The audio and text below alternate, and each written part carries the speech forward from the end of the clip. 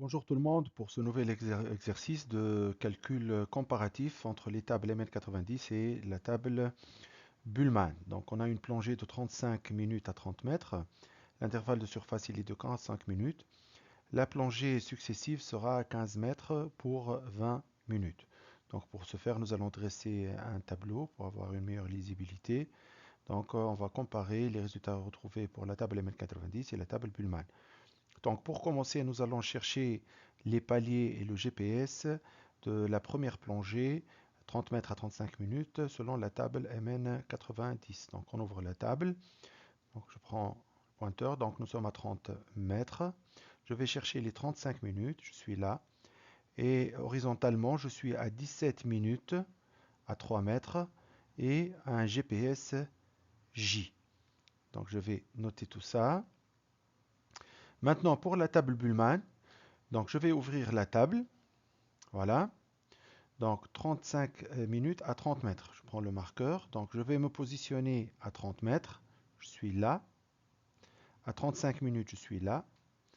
Et là, je trouve 3 minutes à 6 mètres et 14 minutes à 3 mètres. Avec un groupe répétitif G. Voilà, donc normalement dans le cours, vous savez comment lire les tables. Donc 6, 3, voilà 3, 14 et G, et voilà, donc je vérifie. Voilà, là c'est bon. Donc je vais noter tout ça. Voilà. Donc ce qu'on remarque, on remarque tout d'abord que le profil il change pour la même profondeur et la même durée. En fait, donc pour table Bullman, on commence par les paliers les plus profonds. Il y a finalement une certaine répartition des durées. Donc on a 17 minutes pour le premier palier et 17 minutes là. Donc voilà.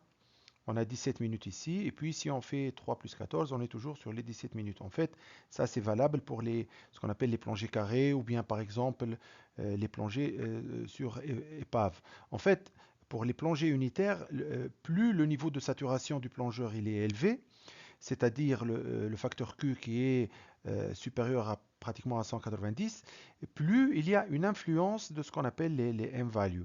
Donc, juste pour rappeler un petit peu, sur les tables MN90, qui est un modèle aldanien, qui est basé sur le modèle d'Aldan, pratiquement le seuil de sursaturation, il est pratiquement fixe. Mais par contre, sur les tables Bullman, les m-values, ils sont variables et ils suivent ce qu'on appelle une équation linéaire ax plus b. Donc, ce qui explique un petit peu le changement de profil. Donc, on continue. Donc, on a un intervalle de surface qui est de 45 minutes et nous allons chercher pour les tables MN90 l'azote résiduel et pour les tables humaines le groupe répétitif. Donc j'ouvre la table MN90 pour voir l'azote résiduel. Donc je suis à un GPS J, donc je cherche là bien sûr, je suis à J avec un intervalle de surface, on a dit de 45 minutes, donc je suis là. Et je fais une lecture, je suis à 1,14. Donc l'azote résiduel selon la table MN90, c'est 1,14. Je note ça. Maintenant, pour la table Bullman, on parle de groupe répétitif après la surface. Donc on a le groupe répétitif après la plongée, c'est G. Et on va chercher le groupe répétitif à la fin de l'intervalle de surface. On ouvre ce tableau-là. J'efface un petit peu le marqueur de tout à l'heure. Voilà. Voilà. Donc, j'entre avec un G. J'ai 45 minutes d'intervalle de surface et je lis verticalement.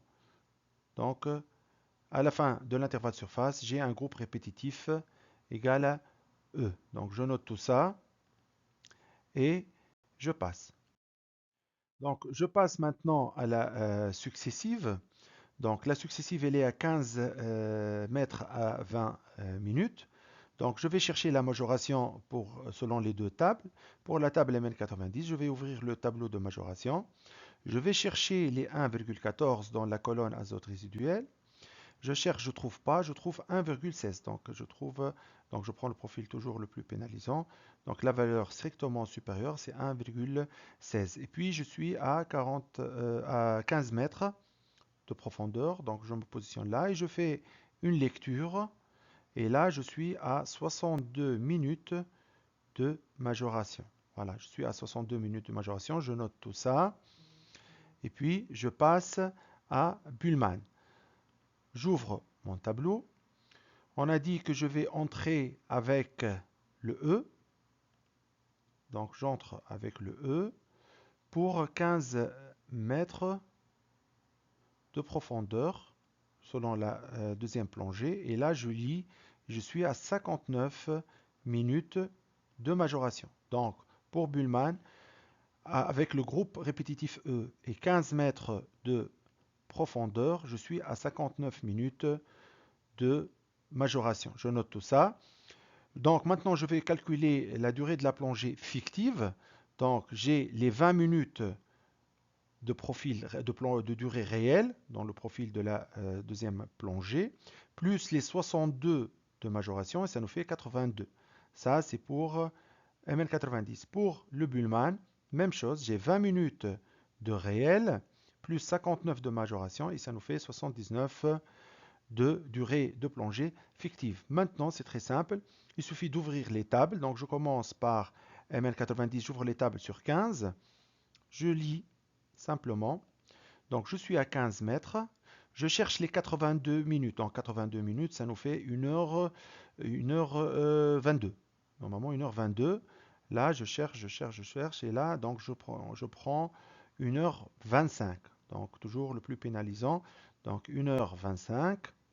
Là, et je suis à 4 minutes à 3 mètres. Je suis à 4 minutes à 3 mètres. Pour ce qui est du Bullman, même chose, j'ouvre la table et je cherche. Donc, je suis à 15.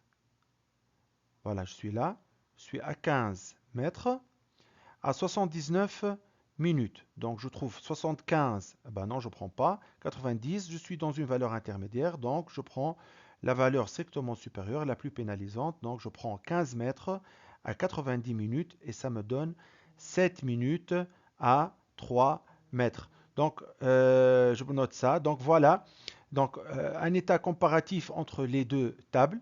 Donc, la table MN90 et la table Bullman. Et on voit réellement qu'il y a une réelle différence. C'est très simple parce que ça ne se base pas sur les mêmes paramètres de calcul. Donc, c'est tout pour cet exercice et à la prochaine.